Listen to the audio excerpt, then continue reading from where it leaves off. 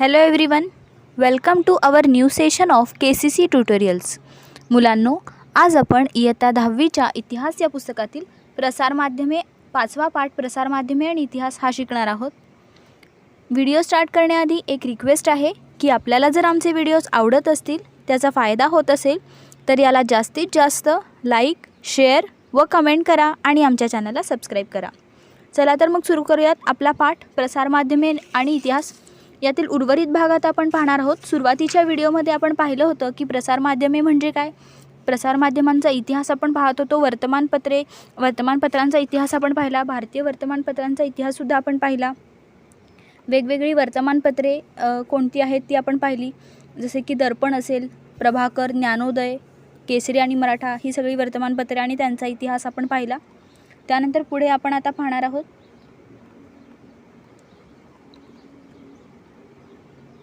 बाळशास्त्री जांभेकर यांनी मराठी भाषेतील पहिले मासिक दिग्दर्शन सुरू केले. नियतकालिकांचा विचार करायचा झाल्यास प्रगती हे साप्ताहिक महत्त्वाचे आहे. प्रगती जे साप्ताहिक 1929 मध्ये सुरू झालं, त्याचे संपादक त्र्यंबक शंकर शेजवलकर हे होते. त्यांनी प्रगतीमधून इतिहासशास्त्र, महाराष्ट्राचा इतिहास आणि सामाजिक चळवळी इत्यादी विषयांवर विपुल लेखन केलं. प्रगती या साप्ताहिकातून त्र्यंबक शंकर शेजवलकर यांनी काय लिहिलं तर इतिहासशास्त्र म्हणजे काय, महाराष्ट्राचा इतिहास काय आहे हे लोकांपर्यंत पोहोचवलं. महाराष्ट्राच्या इतिहासाबद्दल अनेक गोष्टी त्यामध्ये लिहिल्या आणि सामाजिक चळवळीविषयीसुद्धा विपुल लेखन त्यांनी त्यामध्ये केलं होतं. प्रगती या साप्ताहिकातून हे अत्यंत महत्त्वाचं साप्ताहिक ठरलं होतं. त्यानंतर आधुनिक काळात भारतीय इतिहासाशी संबंधित अनेक नियतकालिके निघत आहेत. उदाहरणार्थ मराठी भाषेतील भारतीय इतिहास आणि संस्कृती हे नियतकालिक आहे. मराठवाडा इतिहास परिषद पत्रिका इत्यादी अशी अनेक नियतकालिके आता निघत आहेत. त्यानंतर वेब पत्रकारिता ही नव्याने पुढं आलेलं क्षेत्र आहे. आपण पाहूयात. अत्याधुनिक नियतकालिकांमध्ये वेब पत्रकारिता प्रकारात प्रसिद्ध होणाऱ्या नियतकालिकांचा समावेश होतो. अत्याधुनिक नियतकालिकांमध्ये याचा समावेश होतो वेब पत्रकारिता या गोष्टीचा. यामध्ये इतिहास हा प्राधान्याचा विषय असतो, याला जास्त महत्त्व असतं. वेब न्यूज पोर्टल्स म्हणजे न्यूजचे जे पोर्टल्स असतात, social media, web channels, YouTube यांवर इंग्रजी आणि भारतीय भाषांमधून वाचक आणि प्रेक्षकांसाठी मजकूर उपलब्ध करून दिला जातो. वेब पत्रकारितेमध्ये या सगळ्या गोष्टी केल्या जातात की जे सोशल मीडियावरती आपण न्यूज बघतो किंवा न्यूज पोर्टल्स आहेत, यूट्यूब, वेब चॅनल्स या सगळ्या गोष्टींमध्ये जी माहिती सांगितली जाते आणि जे काही दाखवलं जातं त्यासाठी मजकूर उपलब्ध करून दिला जातो. त्यानंतर आहे आकाशवाणी हे अत्यंत महत्त्वाचं क्षेत्र आहे. स्वातंत्र्यपूर्व कालखंडात 1924 मध्ये इंडियन ब्रॉडकास्टिंग कंपनी IBC या नावाने दर दिवशी कार्यक्रमांचे प्रसारण करणारे एक खाजगी रेडिओ केंद्र सुरू झाले होते. हे प्रभावी माध्यम म्हणून सुद्धा ओळखलं जातं. आकाशवाणी हे सुरुवातीला हे खाजगी मालकीचं होतं. एक खाजगी रेडिओ केंद्र सुरू झालं होतं. नंतर ब्रिटिश सरकारने याच कंपनीचे इंडियन स्टेट ब्रॉडकास्टिंग सर्व्हिसेस म्हणजेच ISBS हे असे नामकरण केले.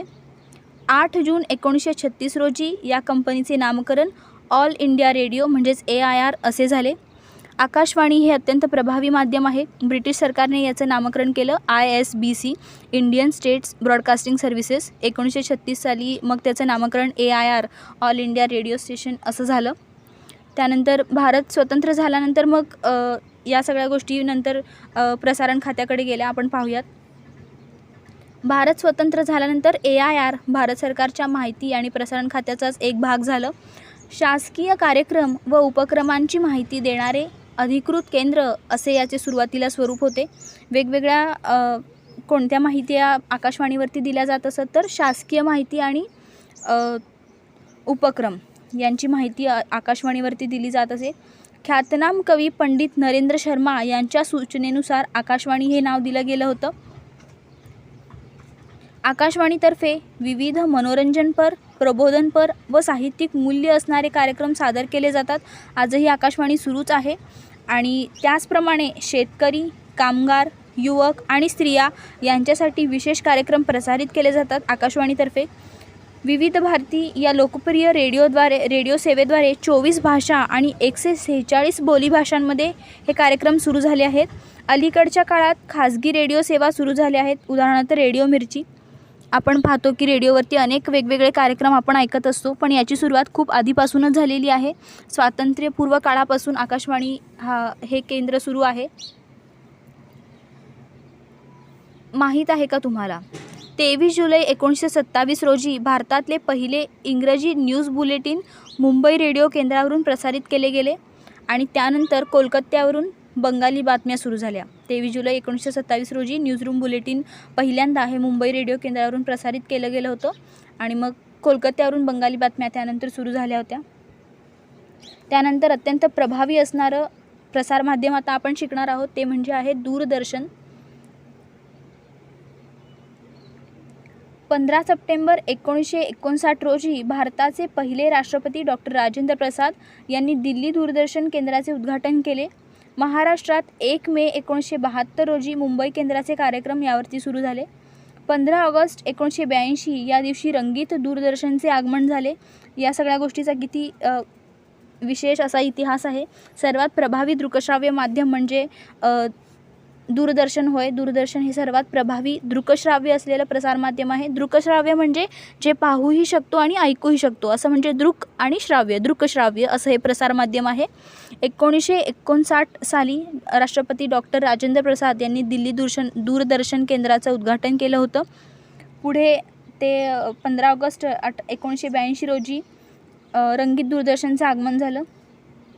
1991 परदेशी व देशी खाजगी वाहिन्यांना केबल तंत्राच्या माध्यमातून कार्यक्रम प्रसारित करण्याची परवानगी दिली गेली. आज आपण वेगवेगळे जे चॅनल पाहतो ते चॅनल केबल तंत्राच्या सहाय्यातून आपण पाहतो. आज मितीला भारतीय प्रेक्षकांसाठी 100हून अधिक वाहिन्या उपलब्ध आहेत. आता तर सॅटेलाईट्स थ्रू हे ब्रॉडकास्टिंग होतं. 1991 पासून परदेशी आणि खाजगी वाहिन्यांना परंतु याची परवानगी दिलेली आपल्याला याच्या इतिहासात आढळते की खाजगी वाहिन्यांना परवानगी 1991 साली देण्यात आली.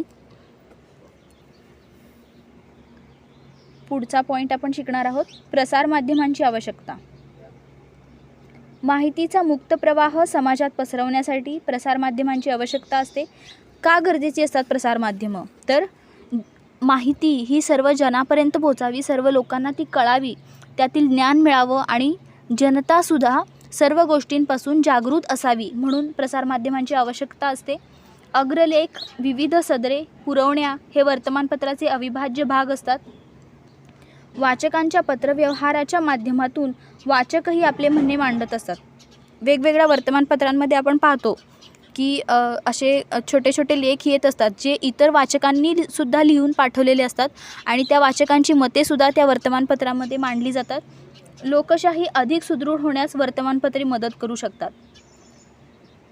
दूरदर्शन हे दृकश्राव्य माध्यम असल्याने त्याने वर्तमानपत्र आणि आकाशवाणी यांच्या मर्यादा ओलांडून जनतेला प्रत्यक्ष काय घडले हे दाखवायला सुरुवात केली. जी बातमी आपण वर्तमानपत्रामध्ये वाचतो किंवा रेडिओमध्ये ऐकतो त्यापेक्षा प्रभावीपणे ती बातमी दूरदर्शन आपल्यापर्यंत पोहोचवते. दूरदर्शनमधून म्हणजेच टी व्हीमधून ही बातमी आपल्याला खूप प्रभावीपणे समजते आणि म्हणूनच प्रत्यक्ष काय घडलं हे दाखवण्यासाठी दूरदर्शनची सर्वात जास्त मदत आपल्याला होते. जनतेला एखाद्या घटनेचा आखोदेखा हाल पाहण्यासाठी दूरदर्शनला पर्याय नाही. दूरदर्शनवरून आपल्याला प्रत्येक गोष्ट विस्तारित रूपात कळते आणि म्हणूनच या प्रभावी प्रसारमाध्यमांची गरज आज लोकांना आहे. त्यानंतर प्रसारमाध्यमांद्वारे मिळणाऱ्या माहितीचे चिकित्सक आकलन. प्रसारमाध्यमाद्वारे जी माहिती मिळते अशा या मिळणाऱ्या माहितीचे चिकित्सक आकलन करून घ्यावे लागते, म्हणजे त्या समजून घ्याव्या लागतात गोष्टी. प्रत्येक वेळी वर्तमानपत्रांमधून आपणासमोर येणारी माहिती वास्तवाला धरून असेलच असं नाही. अनेक बातम्या अशा असतात ज्या एकाच ठिकाणाहून एका स्रोतांवरून ऐकून किंवा पाहून आपण त्यावर विश्वास ठेवू शकत नाही, तर त्याचं चिकित्सक आकलन आपल्याला करणं गरजेचं असतं. कारण त्यामध्ये पूर्ण तथ्य असेलच असं नाही. आपणास ती तपासून घ्यावी लागते. अनधिकृत बातमी प्रसिद्ध होण्याचे एक जगप्रसिद्ध उदाहरण आहे. स्टर्न नावाच्या एका जर्मन साप्ताहिकाने ॲडॉल्फ हिटलरच्या हस्ताक्षरातील अनेक रोजनिशी विकत घेतल्या. आपण आता एक उदाहरण पाहतो आहोत, जे कशाचं आहे, अनधिकृत बातमी प्रसिद्ध होण्याचं हे एक उदाहरण आहे, जगप्रसिद्ध उदाहरण आहे. काय आहे हे उदाहरण आपण आता पाहूयात. स्टर्न नावाच्या एका जर्मन साप्ताहिकाने ॲडॉल्फ हिटलरच्या हस्ताक्षरातील अनेक रोजनिशी विकत घेतल्या. ॲडॉल्फ हिटलर हा जर्मनीचा हुकुमशहा होता, तर त्याच्या हस्ताक्षरातील अनेक रोजनिशी म्हणजे डायरी त्याने विकत घेतल्या आणि त्या इतर प्रकाशक कंपन्यांना विकल्या. हिटलरच्या या तथाकथित हस्तलिखित रोजनिशी मिळाल्याची बातमी प्रसिद्ध झाली, परंतु त्या रोजनिशा नकली असल्याचे सिद्ध झाले. अशा पद्धतीने अनेक खोट्या तथ्य नसलेल्या बातम्या पुढे येत असतात. त्या रोजनिशा सगळ्या नकली असल्याचे सिद्ध झाले. यामुळे प्रसारमाध्यमांमधून मिळणारी माहिती वापरताना काळजी घ्यावी लागते. आपण जेव्हा एखादी बातमी पाहतो तेव्हा ती किती सत्य आहे, की त्यामध्ये किती तथ्य आहे, मग ती कोणत्याही प्रसारमाध्यमांमधून आपण पाहिलेली असू देत, वाचलेली असू देत, ऐकलेली असू देत, त्या गोष्टीमध्ये किती तथ्यता आहे ही तपासून घ्यावी लागते. याच्याशी संबंधित व्यावसायिक क्षेत्रे कोणती आहेत आता आपण पाहूयात. वर्तमानपत्रांना रोजच्या रोज ताज्या बातम्या वाचकांपर्यंत पोहोचवायच्या असतात. वर्तमानपत्रे ही यासाठीच बनलेली असतात की दैनंदिन जीवनामध्ये घडणाऱ्या वेगवेगळ्या घटना लोकांपर्यंत रोजच्या रोज पोहोचल्या पाहिजेत. म्हणूनच त्यांना दैनंदिनी किंवा दैनिक असे सुद्धा म्हणतात वर्तमानपत्रांना, कारण दररोजच्या दररोज ही प्रसिद्ध होत असतात. हे काम करत असताना बातमीमागची बातमी सांगावी लागते. अशा वेळी वर्तमानपत्रांना इतिहासाची गरज पडते. वर्तमानपत्रांना सुद्धा इतिहासाची गरज का पडते? कारण त्यांना बातमीमागची बातमी सांगायची असते, त्यामागचा इतिहास त्यांना सांगायचा असतो आणि म्हणूनच त्यांना या गोष्टीची गरज भासते. अशा वेळी वर्तमानपत्रांना इतिहासाची गरज पडते. एखाद्या बातमीचा सविस्तर आढावा घेत असताना भूतकाळात तशाच स्वरूपाची एखादी घटना इतरत्र घडली आहे का, आणि जर घडली आहे तर वर्तमानपत्रे ती बातमीमध्ये चौकट छापून देतात आणि अशा पद्धतीने त्याचा इतिहास तिथे त्यांना उपयोगाला येतो. तेव्हा वाचकाला जादा माहिती मिळते आणि घटनेच्या मुळापर्यंत जाता येते. आपल्याला सुद्धा ती माहिती तिथे विस्तृतपणे मग कळते. जेव्हा आपण त्या बातमीमागची बातमी आपण जेव्हा पाहतो तेव्हा आपल्याला सुद्धा ती बातमी विस्तृतपणे तिथे समजते. वर्तमानपत्रांमधील सदरांमध्ये 50 वर्षापूर्वी 100 वर्षापूर्वी अशा प्रकारची सदरे असतात. ती इतिहासाची साधने आणि इतिहासावर आधारित असतात. या प्रकारच्या सदरांमधून आपणास भूतकाळातील आर्थिक, सामाजिक, राजकीय, ऐतिहासिक घटना समजतात. भूतकाळाच्या पार्श्वभूमीवर वर्तमान कळण्यास मदत होते. वर्तमानपत्रांमध्ये अनेक लेख येत असतात. पूर्वीचे भूतकाळात घडलेल्या घटनांचे सुद्धा असे अनेक लेख आपल्याला तिथे समजतात आणि त्या लेखांमधून आपल्याला मग त्यावेळची परिस्थिती समजते. सामाजिक, आर्थिक, राजकीय, ऐतिहासिक घटना कशा घडल्या याची माहिती आपल्याला त्या लेखातून समजते.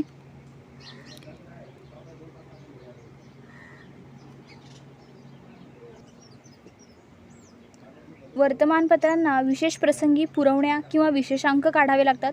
उदाहरणार्थ 1914मध्ये पहिले महायुद्ध सुरू झाले, त्याला 2014मध्ये 100 वर्षे पूर्ण झाली. 1914मध्ये जे पहिलं महायुद्ध झालं होतं त्या पहिल्या महायुद्धाला 2014मध्ये 100 वर्षे पूर्ण झाली. त्या युद्धाचा सर्वंकष आढावा घेणारी पुरवणी काढताना त्या घटनेचा इतिहास माहीत असावा लागतो. जेव्हा वर्तमानपत्र एखादी पुरवणी एक्स्ट्राची छापतं किंवा त्या वर्तमानपत्रासोबत 2 पान विशेषांक जेव्हा जाहीर करतं तेव्हा ते माहिती घेत असताना त्यामागचा इतिहास, पहिल्या महायुद्धावेळेचा इतिहास, त्या घटनेचा इतिहास माहीत असावा लागतो. 1942च्या चले जाव आंदोलनाला 2017मध्ये 75 वर्ष पूर्ण झाली. अशा प्रसंगी वर्तमानपत्रे लेख, अग्रलेख, दिनविशेष, आढावा यांच्याद्वारे त्या घटनेचा वेध घेतात आणि मग या सगळ्या गोष्टींचा इतिहास अभ्यासून त्यावेळी इतिहासाचा अभ्यास आपल्याला उपयोगी पडतो आणि तो अभ्यास केल्यानंतरच त्यानंतर मग वर्तमानपत्रामध्ये हे विशेषांक, पुरवण्या छापल्या जातात. पुढे आपण पाहणार आहोत आकाशवाणीसाठी सुद्धा इतिहास हा महत्त्वाचा विषय असतो. उदाहरणार्थ 15 ऑगस्ट 1947 किंवा त्यानंतरच्या प्रधानमंत्र्यांची स्वातंत्र्य दिनानिमित्तची भाषणे आकाशवाणीच्या संग्रहात असून त्याचा समकालीन परिस्थिती समजण्यासाठी उपयोग होतो. आकाशवाणीला काही विशेष कार्यक्रम प्रसंगी इतिहासाच्या अभ्यासकांची गरज लागते.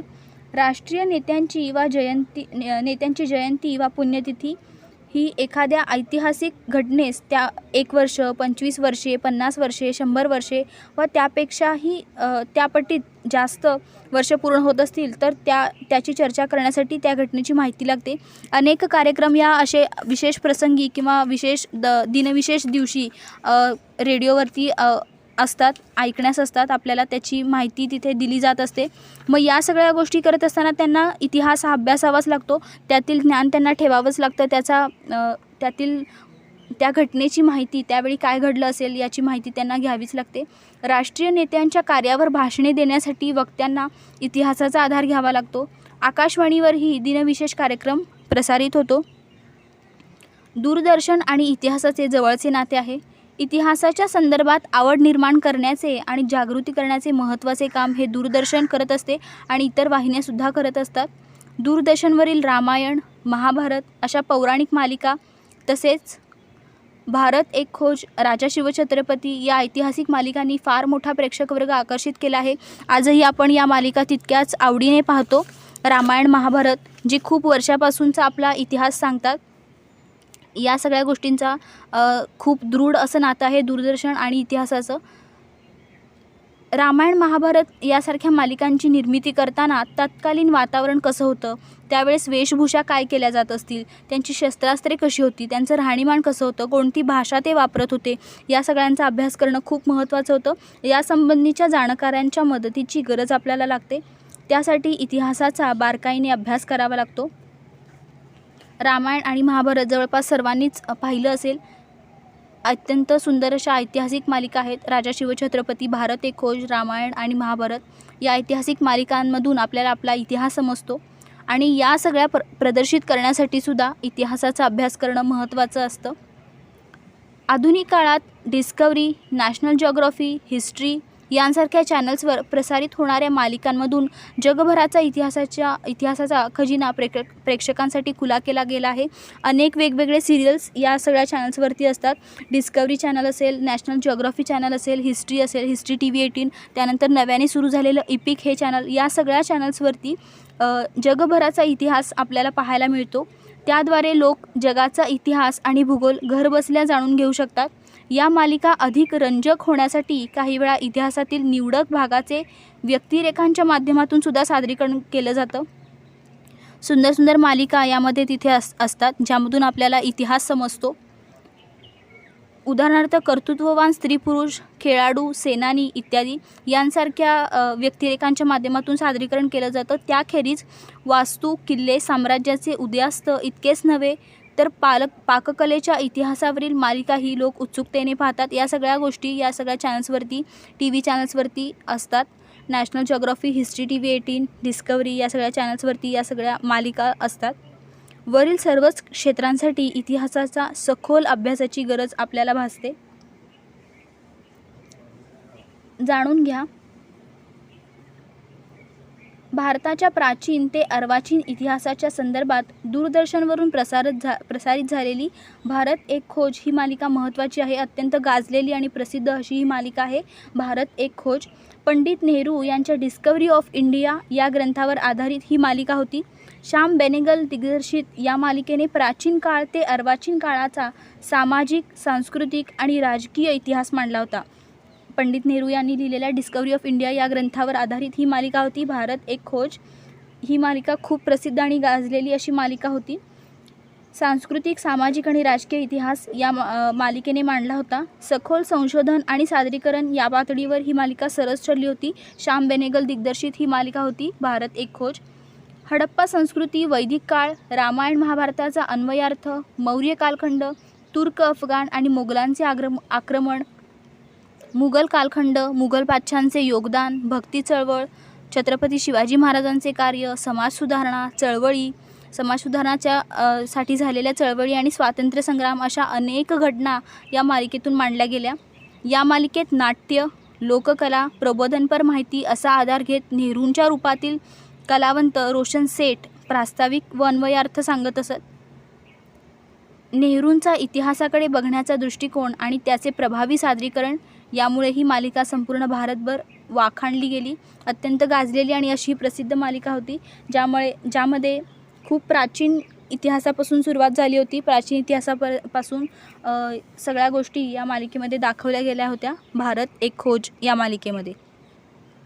अशा पद्धतीने हा पाठ इथे संपलेला आहे, ज्यामध्ये आपण पाहिलं की प्रसारमाध्यमे म्हणजे काय, त्यांचा इतिहास काय आहे, वर्तमानपत्रे म्हणजे काय, त्यांचा इतिहाससुद्धा आपण पाहिला.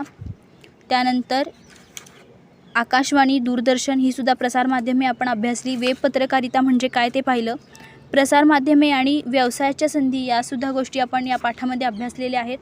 अशा पद्धतीने हा पाठ इथे संपलेला आहे. आपल्याला जर हा व्हिडिओ आवडला असेल तर याला जास्तीत जास्त लाईक, शेअर व कमेंट करा आणि आमच्या चॅनलला सबस्क्राईब करा. And thank you for watching our videos. Goodbye.